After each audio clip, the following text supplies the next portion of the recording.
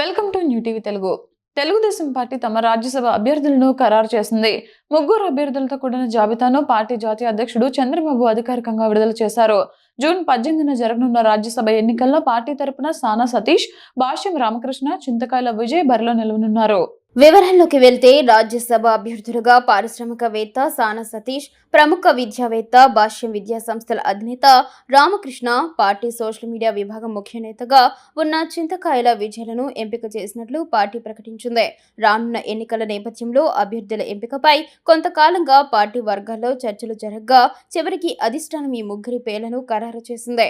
ఈ ముగ్గురిని చంద్రబాబు ఇవాళ తన క్యాంపు కార్యాలయానికి పిలిపించి స్వయంగా బీఫారాలు అందజేశారు. వారు నామినేషన్ దాఖలు చేయనున్నారు. ఈ మేరకు మంగళగిరిలోని టీడీపీ జాతీయ కార్యాలయం నుంచి అధికారికంగా పత్రికా ప్రకటన వెలువడింది. కాగా ఏపీలో 4 రాజ్యసభ స్థానాలు ఖాళీ అవడం తెలిసిందే. కూటమి పొత్తు ధర్మం ప్రకారం 4 స్థానాల్లో 1 జనసేనకు కేటాయించగా తమ అభ్యర్థిగా జనసేన పార్టీ లింగంనేని రమేష్ పేరును ఖరారు చేయడం తెలిసిందే.